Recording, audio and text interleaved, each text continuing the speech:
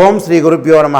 వాగర్ధావ సంప్రోక్తో వాగర్ధ ప్రతిపత్తే జగతో పితరౌ వందే పార్వతీ పరమేశ్వరం. వ్యాసాయ విష్ణురూపాయ వ్యాసరూపాయ విష్ణవే నమో వై బ్రహ్మణిదే వాసిష్ఠాయ నమో నమ. గురుబ్రహ్మ గురువిష్ణు గురుదేవో మహేశ్వర గురు సాక్షాత్ పరబ్రహ్మ తస్మై శ్రీ గురవే నమ. ఓం శ్రీ మాత్రే నమ.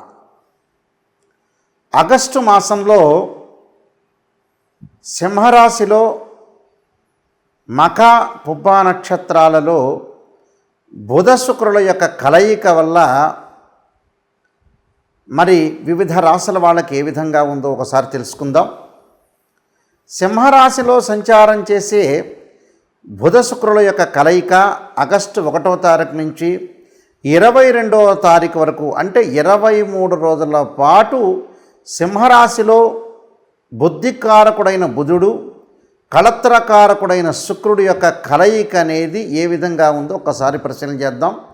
బుధుడు బుద్ధిని, జ్ఞానాన్ని, వివేకాన్ని, ఆలోచన సరళిని, విద్య, అలానే వ్యాపార రంగాల్లో అభివృద్ధి, వ్యాపారపరంగా ఏ విధంగా ఉందో తెలిపేది బుధుడు కారణం. అందువల్లే బుధారిష్టేత్ సంప్రాప్తే బుధ పూజాంచకారయేత్ బుధధ్యానం ప్రవక్ష్యామి బుద్ధి పీడోపశాంతి అంటారు. అలానే శుక్రగ్రహము, శుక్రుడు వల్ల ధనము, సుఖము, సౌఖ్యము, వివాహము, కళత్రము ఇవన్నీ కూడా తెలిపేది, భోగభాగ్యాలను తెలిపేది శుక్రగ్రహం. అందువల్లే శుక్రారిష్టేత్ సంప్రాప్తే శుక్ర పూజాంచకారయేత్ శుక్రధ్యానం ప్రవక్ష్యామి కళత్ర పీడోపశాంతి అంటారు. అంటే వివాహం జరిపించేవాడు శుక్రగ్రహమే. ఏ జాతకంలో అయినా సరే అది గుర్తుపెట్టుకోవాలి. అలానే ఇక్కడ గోచారరీత్యా చెప్పబడే ఫలితాలు నిజంగా వాస్తవాన్ని గ్రహించడం అనేది చాలా ముఖ్యం. దానిలో ఏదైనా సరే ఒక నిర్ణయం తీసుకునేటప్పుడు మంచి చెడుల యొక్క మిశ్రమాలు అనేవి బాగా ఎక్కువగా ఉంటాయి. ఒక రాశి ఫలితం చెప్పేటప్పుడు చాలామంది కూడా జాగ్రత్తగా ఆలోచన చేయాలి. దానిలో మంచి ఉంటుంది, చెడు ఉంటుంది. కేవలం మంచి చెప్పటమే కాదు, చెడు వల్ల కూడా మనకు ప్రయోజనాలు కలిగే అవకాశాలు ఎక్కువ ఉంటాయి. అంటే ఒక ప్రమాదం జరుగుతుంది అని మనం చెప్పేటప్పుడు మనం ఆ ప్రమాదాన్ని నివారించగలగటం అనేది మన చేతుల్లో ఉండే అవకాశం ఉంటుంది. భగవంతుడి యొక్క ఆరాధన వల్ల కూడా మనకు మంచి జరుగుతుంది. అంటే this is the transit system అంటారు. అంటే గోచారరీత్యా చెప్పబడేవి బర్త్ చార్ట్కి గోచారానికి చాలా తేడా ఉంటుంది. అదొకటి లాట్ ఆఫ్ డిఫరెన్స్ అనేది ఉంటుంది. కాబట్టి మీరు ప్రతి ఒక్క ప్రేక్షకులు కూడా మీరు గమనించాలి. నిజాన్ని తెలుసుకోవడం అనేది చాలా ఇంపార్టెంట్. నిజం అనేది నిప్పు లాంటిది.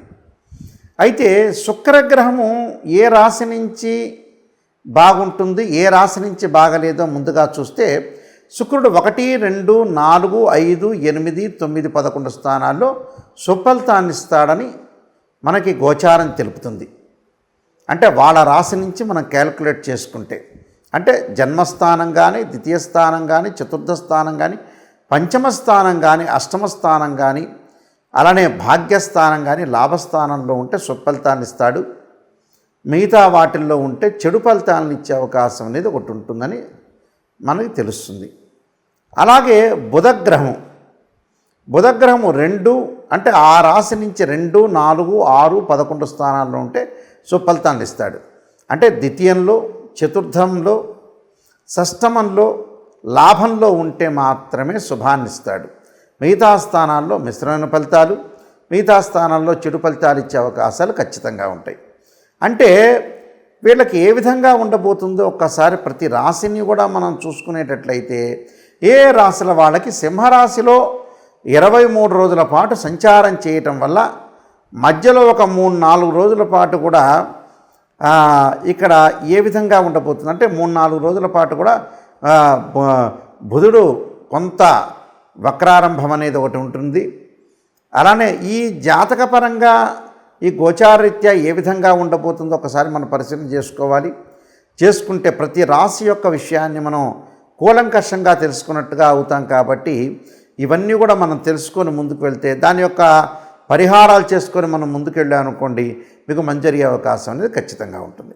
మీనరాశి వాళ్ళకి షష్టమ స్థానంలో బుధుడు శుక్రుడు యొక్క సంచారం వల్ల ఏ విధంగా జరగబోతుందో ఒకసారి చూస్తే 6వ స్థానంలో సింహరాశిలో బుధుడు యొక్క సంచారం వల్ల ఆనందం, మనోధైర్యము, ధనలాభము, అన్నిట్లా కూడా సర్వత్రా విజయం లభించే అవకాశం, విజయప్రాప్తి, వీళ్ళు చెప్పిన మాట అనేది చెల్లుబాటు అయ్యే అవకాశాలు. షష్టమ స్థానంలో శుక్రుడి వల్ల జ్ఞాతులతో కలహాలు. జ్ఞాతులు అంటే ఇక్కడ అన్నదమ్ముల యొక్క పిల్లలు, అన్నదమ్ములతోటి, కుటుంబంలో ఉండే బంధువులతోటి కలహాలు వచ్చే అవకాశాలు. కుటుంబంలో సమస్యలు రాకుండా కాపాడుకోండి. భర్తకి ఆరోగ్య విషయంలో కానీ భార్య యొక్క ఆరోగ్య విషయంలో కూడా శ్రద్ధ పెట్టండి. ఇబ్బందులు కలగకుండా ఉండే అవకాశాలు ఉంటాయి. నమ్మక ద్రోహం చేసే వ్యక్తులు మన మధ్యలో ఏర్పడే అవకాశాలు ఎక్కువ ఉంటాయి. అంటే నమ్మకాన్ని కోల్పోకూడదు, నమ్మక ద్రోహం అనేది కలగకూడదు. శత్రువుల వల్ల భయం కలిగే అవకాశాలు ఉంటాయి. భయపడాల్సిన అవసరం లేదు. శత్రువులు ఏమీ చేసే అవకాశం లేదు. కార్యక్రమాల్లో సానుకూలత, పెండింగ్ ప్రాజెక్టులన్నీ ముందుకు వెళ్ళటం, అనేక మార్గాల్లో ఆదాయం బాగా పెరగటం, శారీరకంగా నిద్ర, సమయానికి భోజనం చేసే అవకాశం, ధనధాన్య సమృద్ధి అంటే ఫైనాన్షియల్ పరంగా గ్రోత్ ఉండే అవకాశం ఉంటుంది. అంటే సర్వకార్య సిద్ధి అంటే టోటల్గా మనం ఏదైతే వర్క్ చేస్తామో ఆ వర్క్లో విక్టరీ సాధించే అవకాశాలు ఎక్కువగా ఉంటాయి. అంటే అనూహ్య ధనప్రాప్తి, ఆరోగ్య సుఖము, పట్టుదల విషయంలో కొంత సడలింపు ఉంటుంది వీళ్ళకి. కానీ ఆ పట్టుదలని, లక్ష్యాన్ని ఛేదించడానికి ముందుకు వెళ్ళండి. పట్టుదలలో సడలింపు వద్దు. ఎప్పుడప్పుడు మనిషి అప్డేట్ చేసుకుంటూ ముందుకు వెళ్ళటమనే జీవితంలో లక్ష్యం. అనూహ్య ప్రమాదాలు జరగకుండా శ్రద్ధ పెట్టండి. శారీరక శ్రమ, ఒత్తిడి, ప్రయాస, ఉదర నేత్ర సంబంధమైన రోగాలు ఉంటాయి. అంటే యాబ్డోమెన్ సంబంధించినవి కానీ ఐస్ సంబంధించిన విషయాల్లో డిసీజ్ రాకుండా చూసుకోండి. దుష్టులకి దూరంగా ఉండండి. విద్యార్థులకు అనుకూలంగా ఉండే అవకాశం ఉంటుంది. స్త్రీలు తన కాళ్ళ మీద తను నిలబడి ముందుకు వెళ్ళాలని ఒక ఆలోచన చేస్తుంటారు.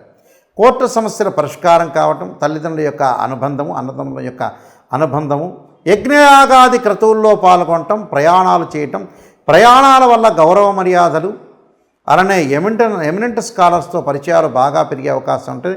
విదేశాలకు వెళ్ళే అవకాశాలు, గృహ ఉపకరణ వస్తువులు కొనుగోలు చేసే అవకాశాలు బాగా ఎక్కువగా ఉంటాయి. కాబట్టి వివాహ సంబంధించిన విషయాల్లో కూడా పాల్గొనే అవకాశాలు ఉంటాయి. వివాహాలు జరిగే సూచనలు కూడా బాగా ఎక్కువ ఉంటాయి. నేను చెప్పిన నియమాలన్నీ కూడా పాటించండి, మీకు మంచి జరిగే అవకాశం అనేది ఉంటుంది. అయితే ఈ రాశి వాళ్ళందరూ కూడా నేను చెప్పినట్టుగా కొన్ని ప్రత్యేకంగా శాస్త్రీయ పదంలో ఉండే రెమెడీస్ మాత్రమే పాటించడం ఎప్పుడు కూడా మంచిదే. అశాస్త్రీయంలో ఉండే ఏదైతే రెమెడీస్ వల్ల పెద్దగా అనుకూలంగా ఉండదు. అది ఎలాంటి అనుకూలం చెందుతుందో మనం చాలా జాగ్రత్తగా గమనించి ముందుకు వెళ్ళాలి. శాస్త్రీయ పదంలో ఉండే స్తోత్ర పారాయణాలు కానీ ఏ వారం ఏమి చేయాలనేది చూడాలి. ఈ రాశి వాళ్ళందరూ కూడా నేను చెప్పినట్టుగా మనకి 23 రోజుల పాటు బుధ శుక్రుల యొక్క కలయిక వల్ల మనం మంచి జరగాలని ఆశించాలి. చెడు ఫలితాలను నివారించడానికి స్తోత్ర పారాయణ చేయాలి. అంటే కనీసం మనం ఒకరోజు ఒక 10 నిమిషాలు భగవంతుడికి కేటాయించాలి. ప్రతిరోజు కూడా మన ఆఫీస్కి వెళ్ళేటప్పుడు కానీ, ఒక వ్యాపారం చేసేటప్పుడు కానీ, అందరూ కూడా ఒక రాజకీయ నాయకులే కాదు, సినిమా యాక్టర్సే కాదు, చిరు వ్యాపారులు ఉండొచ్చు, పెద్ద పారిశ్రామికవేత్తలు ఉండొచ్చు, గవర్నమెంట్ ఎంప్లాయీలు ఆరు ప్రైవేట్ సెక్టార్లో ఉండే ఎంప్లాయీస్ ఉండొచ్చు. అది ఏ విధంగా చేయాలి? ప్రతిరోజు కూడా మనం చెప్పినట్టుగా అంటే 23 రోజుల కాలంలో సోమవారం రోజున ప్రత్యేకంగా ఆదిశంకరాచార్య విరచితమైన శ్రీ కనకధారా స్తోత్ర పారాయణం చేయాలి. రెండవ సోమవారం అంటే ఆగస్టులోనే రెండవ సోమవారం రోజున ఓం నమఃశివాయ పంచాక్షరి 21 సార్లు కానీ, 27 కానీ, 54 కానీ, 108 సార్లు కానీ చేయటం. ఇంకొక సోమవారం వచ్చే రుద్రగాయత్రి మంత్రాన్ని, తత్పురుషాయ విద్యే మహాదేవాయ ధీమహి తన్నో రుద్ర ప్రచోదయాత్ అనే మంత్రాన్ని, అలానే శివకవచ స్తోత్ర పారాయణం చేయటం చాలా మంచిది. తదుపరి మంగళవారం రోజున కార్తవీర్యార్జునుడి యొక్క మంత్రము, అలానే శ్రీ ప్రజ్ఞా వివర్ధన కార్తికేయ స్తోత్ర పారాయణం చేయాలి.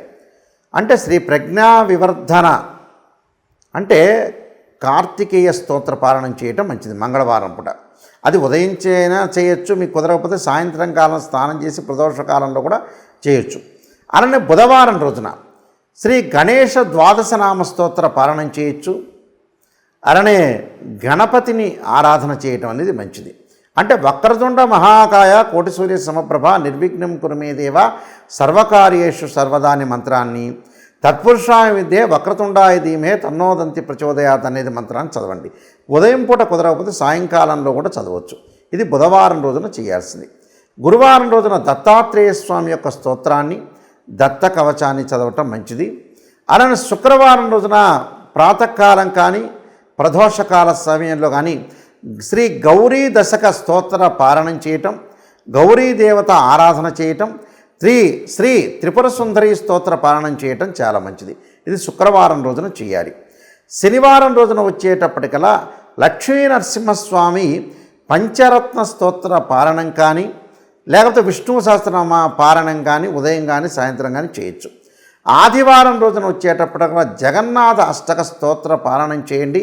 అంటే ప్రతి వారం రోజున కూడా ప్రతిరోజు కూడా ఒక వారంలో సోమవారం ఒకటి, మంగళవారం ఒకటి, బుధవారం ఒకటి, గురువారం ఒకటి, శుక్రవారం, శనివారం, ఆదివారం ప్రతిరోజు కూడా ఒక స్తోత్ర పారాయణం అనేది చేయటం వల్ల మనకి 23 రోజుల కాలంలో చెడు ఫలితాలన్నీ కూడా తగ్గి మంచి ఫలితాలు వచ్చే అవకాశం ఖచ్చితంగా ఉంటుంది. కాబట్టి అది ప్రాతకాలం కానీ సాయంకాలం కానీ చేయొచ్చు. ఒక వారం కుదరకపోతే మరొక సోమవారం చేయొచ్చు, మరొక మంగళవారం చేయొచ్చు, మరొక బుధవారం చేయటం వల్ల మీకు మంచి జరిగే అవకాశం అనేది ఖచ్చితంగా ఉంటుంది. ఇవన్నీ కూడా శాస్త్రీయ పరంగా ఉండే రెమెడీసే. కానీ మనకి ఏదైతే మంచి జరగాలంటే మంచి స్తోత్ర పారాయణాలు చేయటం వల్ల కూడా ఆ నెలలో మంచి జరిగే అవకాశం ఖచ్చితంగా ఉంటుంది. ఈ నియమాలన్నీ కూడా పాటించి మీరు ముందుకు వెళ్ళండి. మీకు మంచి జరిగే అవకాశం తప్పకుండా ఉండాలని ఆశిస్తూ సర్వే జనా సుఖినో భవంతు.